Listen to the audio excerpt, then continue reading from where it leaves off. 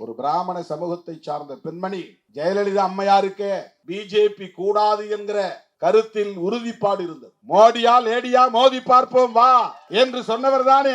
அவருடைய வழித்தோன்றல்களாக இருக்கிற நீங்கள் எப்படி மனசாட்சியை விற்றுவிட்டு பிஜேபியை தோளில் சுமக்க தயாராகி விட்டீர்கள்? சில அற்பர்கள், அரசியல் அறியாமையில் உழலும் அற்பர்கள், சங்கிகளின் எடுபிடிகள், சொம்பு தூக்கிகள், நான் ஏதோ வேற வழியே இல்லாம அங்க கிடக்கிறேன், முட்டு கொடுக்கிறேன், தாங்கி பிடிக்கிறேன், 2 சீட்டுக்காக நிக்கிறேன் அப்படின்னு அவதூறு பரப்புகிறார்கள்.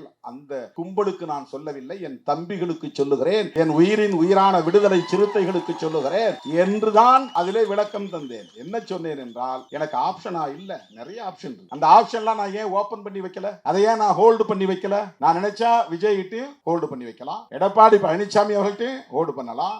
ஏன் பிஜேபி கிட்ட கூட நாளைக்கே போய் இல்லங்க நாங்க 2 எம்பி உங்களுக்கு சப்போர்ட் பண்றோம் அப்படின்னு சொன்னா மோடி வேணான்னு சொல்லிடுவாரா? அமித்ஷா வேணான்னு சொல்லிடுவாரா? மிக உயர்ந்த ஒரு அதிகாரியை அழைத்து என்னை பேசினார். இன்னைக்கு சொல்றேன், அகில இந்திய அளவுல டெல்லியில மிக உயர்ந்த அதிகாரியை அழைத்து பேசினார். நான் கையெடுத்து கும்பிட்டு, ஐயா எங்களுக்கு எங்க ஏற்றுக்கிட்ட கொள்கைக்கு அதுக்கும் உடன்பாடு இல்லை, மன்னிச்சிருங்க. இல்ல உங்க ஜனங்களுக்கு ஏதாவது நீங்க பண்ணலாம் இல்லையா?